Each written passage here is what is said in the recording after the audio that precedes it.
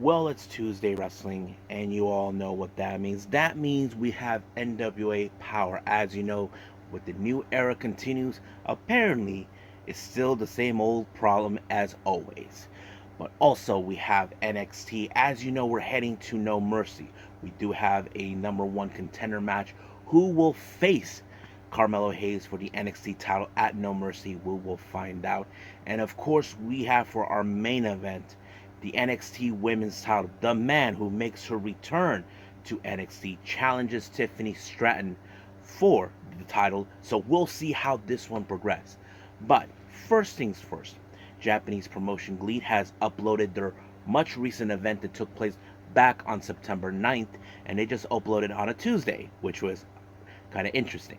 So this one features a lot of good matches, of course, but the main event features a Lumberjack Whipping nine-man three-way tag match. Three teams will be in the ring of trio style, but the Lumberjacks are very interesting to see. And of course, we have some news updates to tell what's been going on in the world of pro wrestling, such as what events the promotions are throwing out, who is booked, what matches are being set, any injured wrestlers, any wrestlers who are departing from promotions, any other daily activities that we need to know about, the whole enchilada. So, let's get ready for another episode of Deleted Wrestle Zone.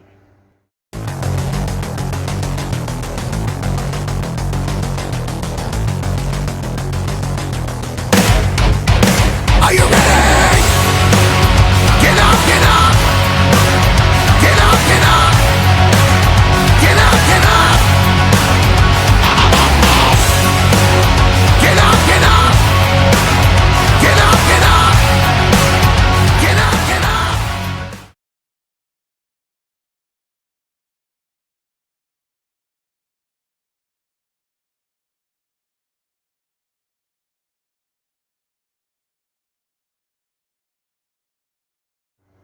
Welcome everybody to Deleted Wrestle Zone, all things that is pro wrestling with AEW, NXT, New Japan Pro Wrestling, Impact Wrestling, the National Wrestling Alliance, various promotions, wrestlers, matches, and championships. I am your host, Jay Roddy here. So, if you are new to the channel, welcome. This is a channel where we review a lot of daily pro wrestling events, review all their matches from anywhere in the world, not only here in the United States, but also in Japan, Canada, Mexico, the UK, Europe, anywhere where you wouldn't imagine. We also do some Nagi Sayaka Watch discussions, news updates, or the alert updates, everything else. So if you like this channel, please subscribe to us. And also, if you like this episode, please give us a click on the like and, of course, a nice little comment in the bottom. So, let's begin with our very first review. This is from the Japanese promotion GLEAT with G Pro Wrestling version 58 Max Voltage. Now, this officially was taped on the 9th of September, but however, this was uploaded onto their YouTube channel on a Tuesday, well, which is hence Tuesday Wrestling. So, I thought it was kind of ironic. But however, let's get into the business.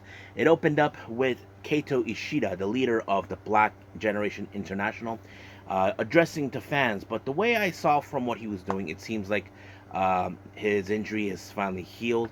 Don't know if he still needs to take some time off, knowing that he doesn't want to injure himself even further. But it's great that he's back. But we'll see how his unit will progress in the future, furthermore. Now, our opening match is a tag match. We have members of the Yans family, Masato Kamino and Yusuke Kodama, taking on Yuya Suzumu and Soma Watanabe. Now, this duo has been very established for a while. I mean, Suzumu and Watanabe somewhat become a good of a tag team. Soma, who has been a rising star, who we witnessed in GLEAT since then, really is impressing us. But what I did like is how these two were able to be cohesive. The way this match ended, Suzumu had Kodama in a neckbreaker position while standing up, while Watanabe applied a body press, diving body press right there, and it become like a double combo to take him down. 1, 2, 3. Suzumu and Watanabe picked up the win. Now, our next match, we have the Joshi wrestlers. Luckily, we have two matches in the Joshi wrestling. So this is the first one right now. We have, coming out of from Just Tap Out promotion, Tomoka Inaba taking on the Demon Kick Janai Kai. I think this was a fantastic match because if you guys have been aware, Tomoka Inaba has a background of karate. So if you guys ever seen her, it would make sense. And of course, Janai Kai also has the same thing too. But the obvious question does tell who will be more superior, and I think that says that. I think there was amazing kicks, but however, it was Tomoka Inaba with the one shot, one kill kick that put away Janai Kai and giving her the win. Now, our next match, we have the Joshi wrestle, another set of Joshi wrestlers, but in a tag team setting. We have Yukari Hosokawa and Unagi Sayaka taking on once again Diamond Egoist, consistent of Unagi's former protege Aoi, and of course Michiko, who used to be part of the GLEAT promotion that often. The war between Unagi and Yukari has been raging on since then. However, Aoi, who is determined to prove that she is a far more better wrestler being around Michiko, has been paid off. It was, of course, Aoi who picked up the win on Hosokawa. But however, during the promo, I don't know exactly what Unagi said, but she said something that pissed her off completely, and of course resulted of her rage. So I don't know exactly what the extent of the conversation was, but I'm going to presume that maybe Unagi must have thought that she had high hopes for her, but whatever she said really pissed her off completely. Now, our next match, we have Jun Tonsho taking on Jack Cartwheel. As you all may have been aware, Jack Cartwheel has made a good name for himself with this promotion ever since making his appearance. I think many fans really appreciate the kind of wrestler he is. I know what some of you are thinking. Would he been better off with like promotions like New Japan or All Japan? Well, it's all about who can book who. You know, I think that's the case right there. But Jack Cartwheel apply like some sort of like corkscrew spiral that pick up really good wins. So basically, he has. I feel like he does have a good establishment in the promotion. Now, our next match is a six-man tag match. We have Fire Kutsumi, Yu Iizuka, and Tetsuya Izushi taking on a bit of the veterans in this one. Kaz Hayashi, Seichi Ikemoto, and Minoru Tanaka. Now, I have to say, this is a pretty good match. This is more like the younger wrestlers taking on the older generation. I think that's a pretty good setting to see how will the younger generation try to adapt to the older generation. Well, apparently that did not happen. I think it was Minoru Suzuki. Yeah, Minoru Tanaka actually put Fire Kitsumi in an ankle lock and forced him to tap out. I thought it was really fun. However,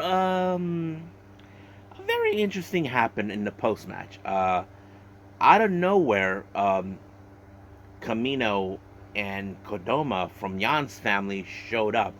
I don't know what was going on, but it resulted of them kidnapping Fire Kitsumi. Now, this is not the first time the Jan's family do something like that. They did this with Issei Onizuka when he was still when he left Strong Hearts. But I was like, I just couldn't believe that happened. I mean, for some odd reason, I don't know what is the purpose. I don't know if they're continuing to recruit people. But here's the thing: Fire Katsumi, he's from Just Tap Out, Taka Michinoku's promotion. So we'll see how this one goes. I think it was just too darn funny. Now, speaking of the Yans family, we have the other members, Issei Onitsuka and Takanori Ito, in action, taking on Bulk Orchestra's Check Shimatani and Hayato Tamura. I think this is a pretty good, interesting matchup because, you know, the Yans family are developing, trying to establish themselves, even though some of the others would think that they're a joke or something. But, however, it was Ito with the German suplex on Check Shimatani to pick up the win. Now, our main event is called a Lumberjack Whipping 9-man tag team 3-way match. So basically, this is a pair of trios match in a 9-way 3-way style. So, however, this is where it's interesting. The guys who have the whips is none other the full entirety of the Jans family, but they had a very new friend, and this friend is none other than Unagi. So she had her whip. I have to say, she learned a lot from Surumi Natsu, who in fact taught her how to use a whip. But here's who was involved in this match. We have Shunji, along with members of Strong Styles, El Lindaman and T-Hawk, versus Bulk Orchestra, Kaz Sakamoto, Quiet Storm, and Ruchi Kawakami. And then there's Black Generation International, Kotaro Suzuki, Keishi Sato, and Hartley Jackson. Well, you can guess they were getting their asses whooped when they were outside the ring, thanks to the Yans family and Unagi. But however, at some point in the match, Masato Camino got in the face of T-Hawk, and of course Unagi was having a bit of fun. But in the end of this match, it was, of course, Kazuma Sakamoto who picked up a very interesting win by playing a very interesting fake out onto Tsuji to apply a small package. 1, 2, 3, it was over. So I have to say, Bulk Orchestra are really trying to establish themselves even better than they were before. As always, who is going to be the one running GLEAT? Well, we'll see how that goes as well. So I think that's pretty much it what we have for this promotion. Let's move on with NWA Powerrr.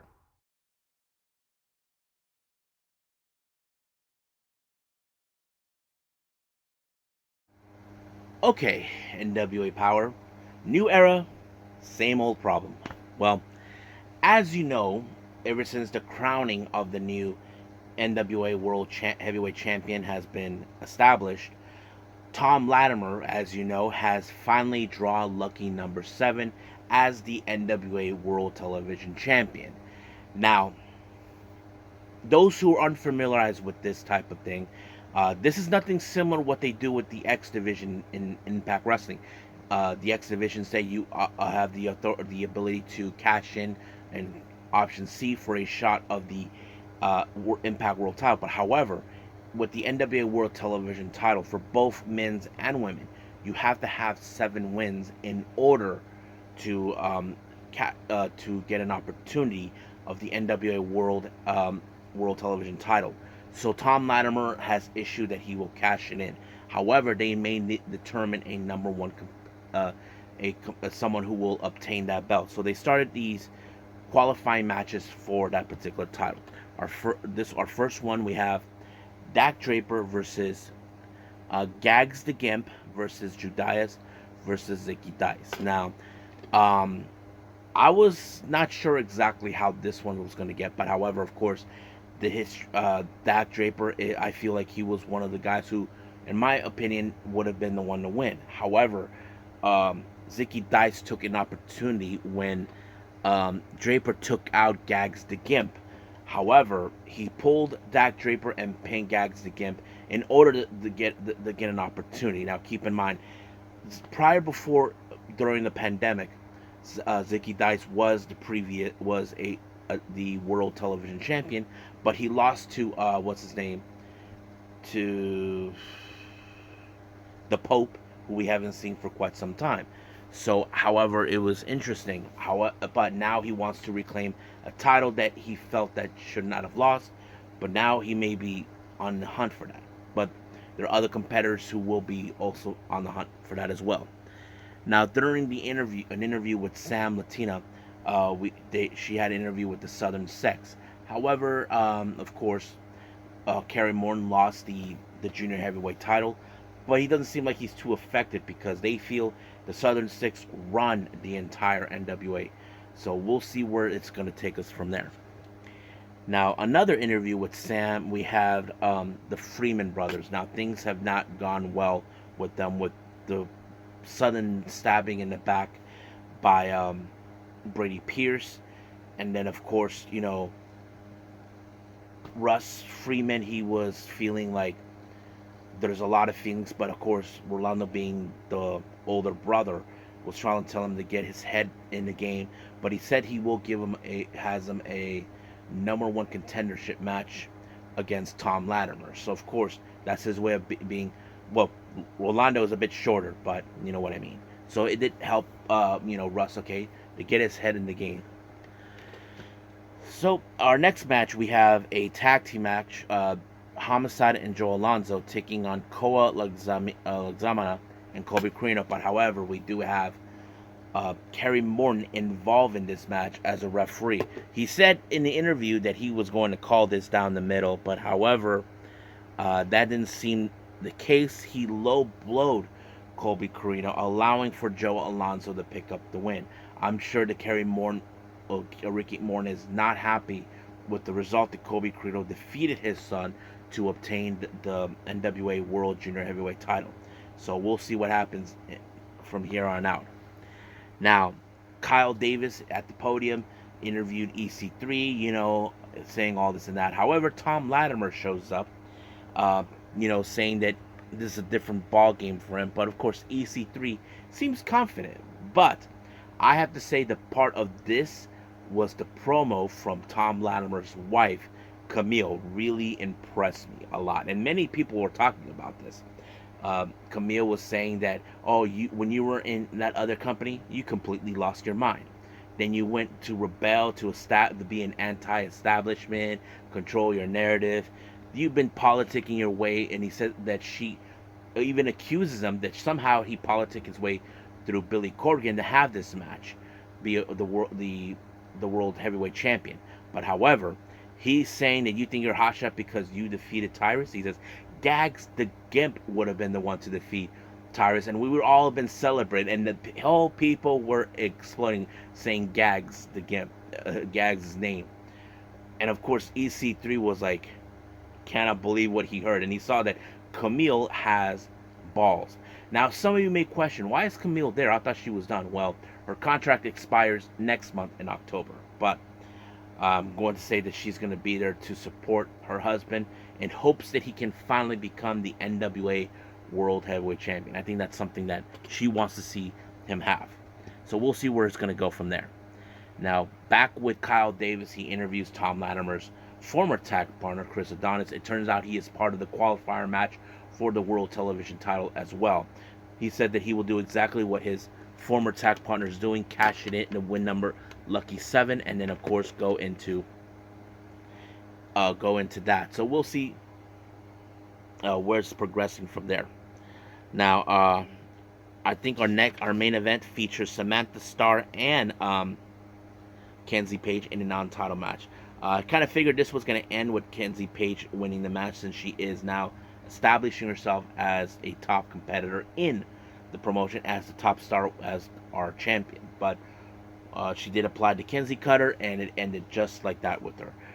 We'll see what else is going to happen, but the obvious question, who will be her opponent? Now, I do have that distinct feeling it will be Maxie Impaler, since she has the NWA Women's World Television title.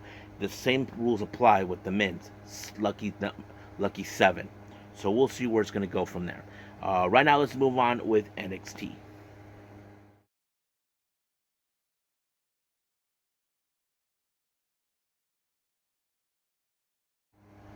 Okay, our final review, NXT.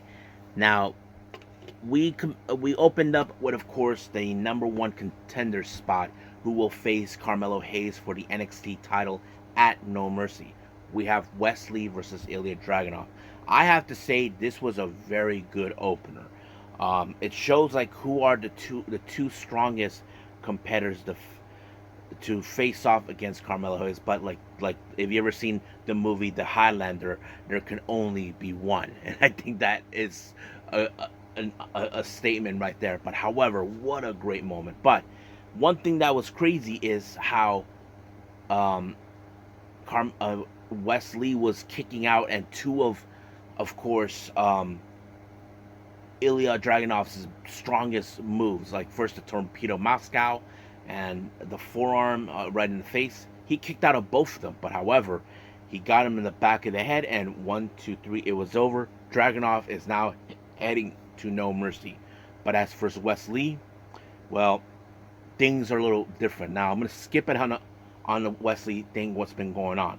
Wesley, when he saw Carmelo Hayes and Trick Williams in the back talking, of course, there's still a little breakdown between them, but however, things seem like they're going down. But as for Wesley, on the other hand, he was in his locker room clearing out house, and then he was leaving. His wife was expecting for him at the exit, and he said he was completely done.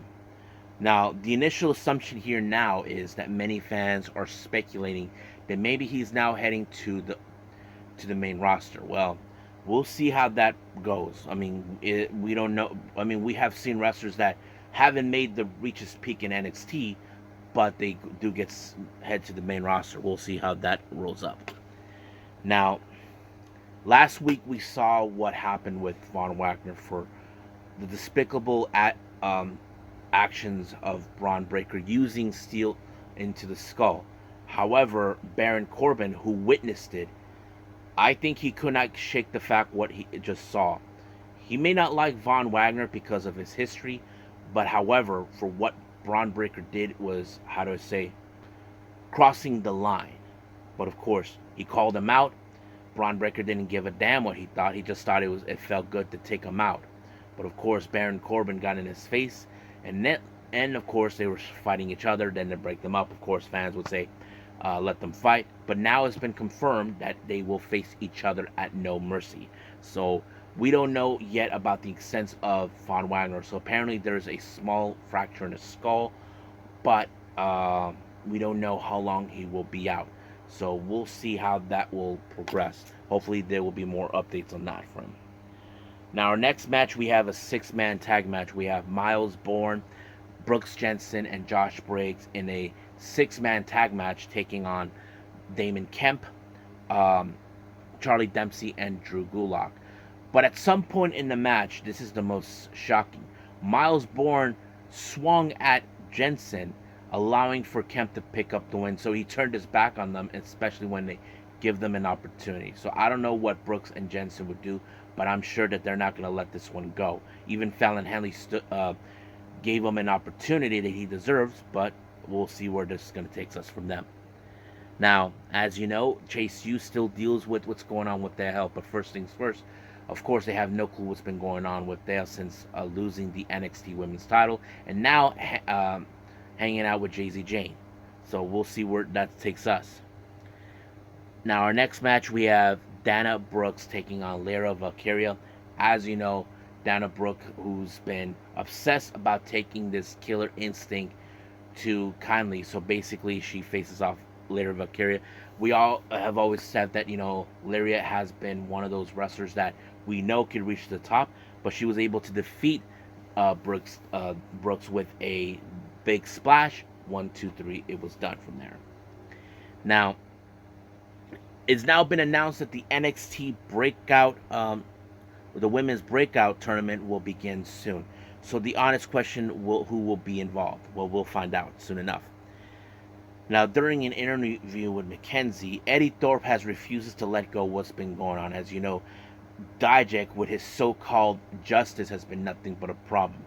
So apparently Dijak decides, to play mind games with them by going into the forest and insulting him by his inheritance. So we'll see how that rolls up.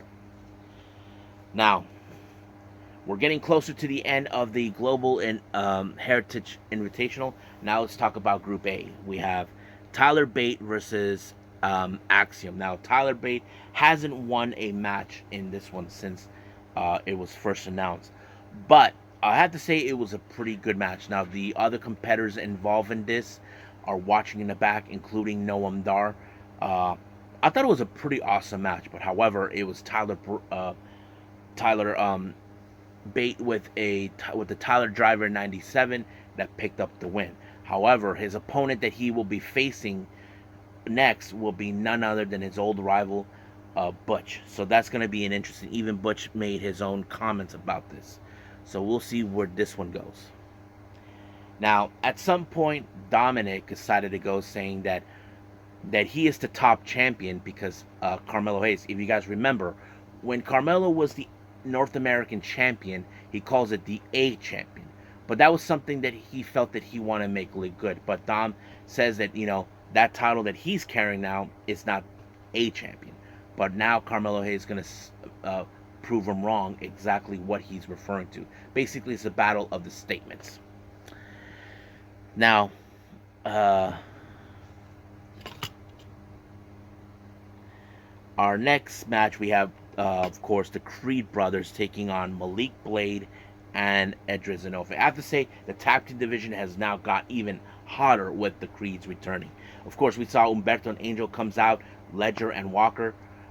It won't be chaotic, but however, the Creed brothers did pick up a very fantastic win when they applied the Brutus Ball onto Malik Blade to pick up the win. But however, all hell broke loose when Ledger and Walker were attacked from behind with Lima and Bronco. Of course, Lima and Bronco are trying to say now that they are the top establishments of the tag team division. Well, we'll see how that goes, because there's going to be a long line of wrestlers who want those tag team titles. Now, Becky Lynch, as you know, is preparing for her match against Tiffany Stratton. She had a surprise visit with her fellow countrywoman, Lyra Valkyria, who, as you know, they're both Irish. So that sets a lot of things. So, of course, Lyra Valkyria is happy to see her, but she also told her, please beat the living crap out of her. And of course, Becky Lynch will do that. Now, as you know what happened a couple weeks ago, Schism seems like they're falling apart. With the result of the Creed brothers' reinstatement, Dyad losing the match, apparently Joe Gacy feels that they're all alone in this. That the tree has now been, the roots of the tree is now collapsed. So the honest question does tell, where did this go for Ava Reigns? What does this mean for Joe Gacy? Is this really the end of the Schism, or do they have to rebuild? That's something we will have to wait and see when we get there. Now, Roxanne Perez, as you know, was in the back just talking with some of the new girls. Apparently, for some odd reason, Lola Vice saying that she was looking for trouble. Nobody was looking for trouble, but she was. Apparently, it's because of the women's breakout tournament has now been announced. So that's going to be it. If you guys remember, Roxanne Perez won last year. So we'll see how that rolls up. Now, our next match we have is the Group B from the Global and Heritage Invitational. Nathan Frazier versus Akira Tozawa. So I have to say this is a pretty good match. Now, Noam Dar, I know he feels like he's confident that he could walk out as the Heritage Cup champion. However, he needs to be more concerned who is most likely a threat. I mean, if I was Noam Dar, I would say everybody's a threat. But however, Nathan Frazier picked up a good win by a pinfall on Akira Tozawa, giving him his win. But however, his next opponent will be none other than Joe Coffey. But however, Joe Coffey will be in a match against Duke Hudson. But in reality, and this is what Duke Hudson said. Even though he knows that,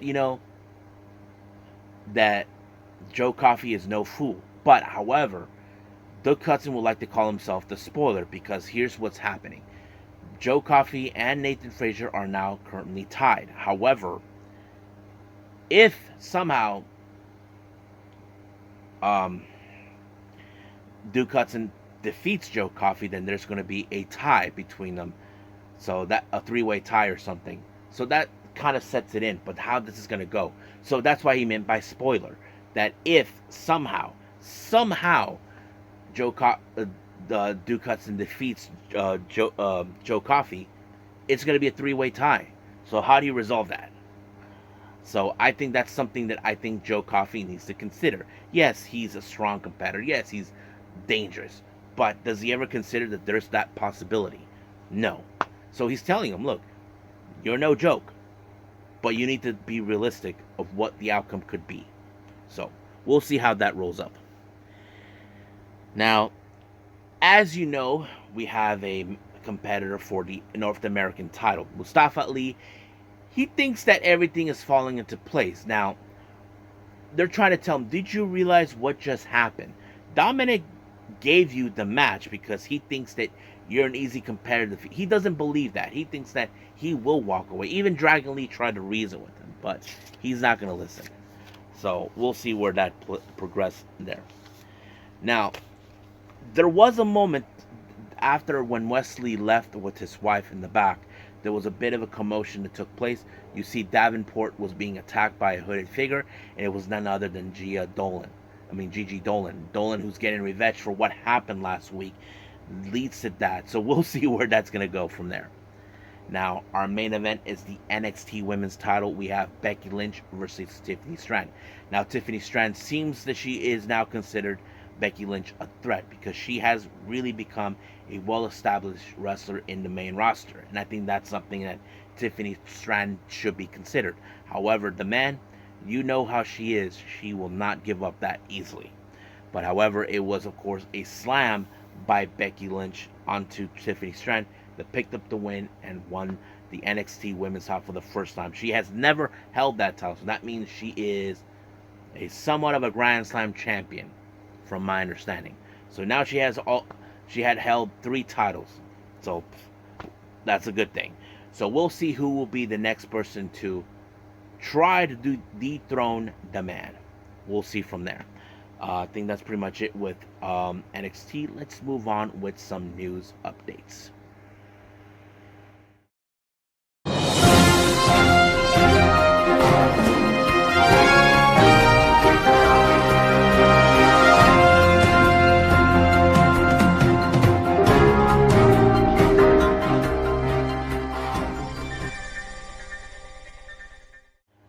Okay, so welcome to our news updates. So this is what we have for what's been going on in the world of pro wrestling. Starting with our GCW updates. As you know, GCW will be heading back to Atlantic City in October. They'll be doing a 2-day show at the Showboat on October 7th and October 8th. However, several developments have taken place involving that particular show. The first one is now been told that East and West Express will be participating in both shows. However, on October 8th for Fight Club in Atlantic City at the Showboat, deathmatch wrestler Jun Kasai makes his way, and he takes on the Bulldozer, Matt Tremont. I have to say that's going to be one hell of a match. Now, for our Japanese update, it's now been told that they're on the 12th of October, well, they made to Japan, they will be in Korakuen Hall. However, Macho Slamage has been announced will be there. But another match has been announced, and now it's official, is Jun Kasai once again taking on the bad boy, Joey Janela. I have to say, this is going to be an epic match, in my opinion. Now, Wrestling Revolver with some updates coming for them. First one is the Revolver Redemption that takes place on October 8th. It's now been announced that, of course, Revolver's adopted son, Alan Angels, will be making his appearance. However, the last pay-per-view of the year, season finale, will take place on December 2nd. However, it's now been announced that Dragon Gate's veteran wrestler Masaaki Mochizuki will be making his appearance. I have to say, this is awesome. Now, this is a very interesting development. The next show for Chicago's promotion, AAW, Chaos Theory, will take place on the 29th of September. But however, a title match has been announced, but this is not part of the AAW titles. This is for the AAA Latin America Championship. QT Marshall, who is the current champion, defends it against Solomon Tupu. I don't know who this guy is, but it's very interesting to know that he's defending the title outside. We know he has recently defended it in Progress Wrestling. Now, Spark Joshi Puroresu of America has announced for the Rising Heat East show in Orlando on October 14th. Danny Moe will be making her appearance, so that's going to be cool to see. Updates for the West Coast 5 show by West Coast Pro. We have Jihan No, I don't know who that guy is. He takes on the Bounty Hunter. This show will take place on October 14th. Now, the New Japan, also on October 14th, taking place is the New Japan Royal Quest at London, UK. They announced that El Desperado, aka Despy, will be participating in the show. Now, this was a very interesting one that came across. As you know, the result of what happened with CM Punk with his AEW termination, many fans, especially the WWE loyalists, believe now that he's out of AEW, that means he'll be returning. However, Nick Khan had a different opinion about CM Punk, and this is what he had to say. This is his word, guys. For all those WWE loyalists, this is what he said. This was actually tweeted by Sean Ross Sapp of Fightful Select. We only have respect for Phil, CM Punk. We appreciate his run here. We appreciate what he did and what he tried to do with UFC. Not many people can actually get there and do what he did. So when we have respect for Phil, we wish him nothing for the best. Now, maybe Nick Khan must have thought the same thing. That many fans must have presumed that now that he's out of AEW, that he will make his way to WWE. Now, there was a report that was indicating that there are certain talent they say that we don't want CM Punk here. I mean, it's understandable that, of course, CM Punk has been a problem before.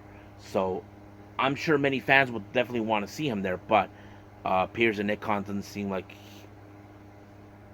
that we don't think it's the right fit for him right now at this point. So yeah. Now, this one I saved for last. Kevin Knight, if you guys know who he was one of the young lions at the LA Dojo, said something very interesting about Mercedes Mone. He calls her the Beyonce of pro wrestling. Now, you probably say, why would he say that? Well, this is what he said when he was with Fightful Select. I've never gotten to have a full conversation with yet. I've only met her twice and was just like saying, hey, in passing. I don't like to bother people backstage. They got something going on. I just let them do their thing, and I'm focusing on my match anyway. I'm excited to see things that she will bring to the independent world, to New Japan / Stardom world, because she literally is literally like the Beyonce of wrestling. Wherever she goes, her fans follow. It's gonna sell out everywhere. So it's only good business, in my opinion. I'm excited to see how she does things on her own. This is what Knight said. So he considers saying that maybe. So he's saying that she is the Beyonce of wrestling. I mean, maybe so. I mean, many people presume that because we still got some WWE loyalists that are hoping that she makes her has an epiphany to go back to WWE. Others are happy, like, okay, you don't have to tolerate with the politics in WWE. So we don't know what's going to go. But it seems like she has been making a big buzz. Recently, we have seen Mercedes appear in AEW All In in London. However, according to what AEW CEO Tony Khan said, that he doesn't expect Monet to be medically cleared by the time we get to Wrestle Dream. So it seems like there is a possibility she could go to AEW, but we still don't know the extent of how long she's going to be out yet. So there's been talk about that for a while. So we'll see where Mercedes Moné will go from here on out. And I think that's pretty much it what we have for our news updates. So let's just call it a day. Well, I hope everybody enjoys this episode. Coming up, we do have AEW Dynamite. However, I was debating if I should do another review before. And the reason I'm doing this is because I work on Thursday in the morning, like 6 a.m. And that kind of would affect me when I need my sleep. But however, I made a very clear debate. I decided, you know what, I'm just going to do two reviews. The one I'm going to do, not only just AEW Dynamite, but also Stardom with day 15 of the 5-star Grand Prix. I'm really excited to see how this one's going to go. I'm going to keep this bare minimum. However, if any of you guys know this or not, I will be doing a podcast episode as well. Those who don't know, I do have a podcast. It's called DWZ Podcast with J-Rod. So basically, this is a podcast where I only do this once a week. I do certain discussions and talks about previous matches, current situation with wrestlers. Whatever I cannot do here, I can do it over there. So that's pretty much what I can do. I initially started the podcast because since I started the channel, it was just me and Nico. I thought it was just going to be Nico when we do this like once a week. But now that Nico is doing his own thing, I get to do this daily with everyone. But as for the podcast, I had to change the dynamic to just once a week, and there it is. So if you guys are interested in finding my podcast, you can find me on Spotify, Google Podcasts, Apple Podcasts, wherever you guys can find me. So is DWZ Podcast with J-Rod. So however you want to find me, I'll be there. I think that's pretty much it what we have for now. So I'll see you guys in the next DWZ time. Same DWZ channel. I must bid all of you adieu. So, goodbye. Mwah. And have a nice day. Bang.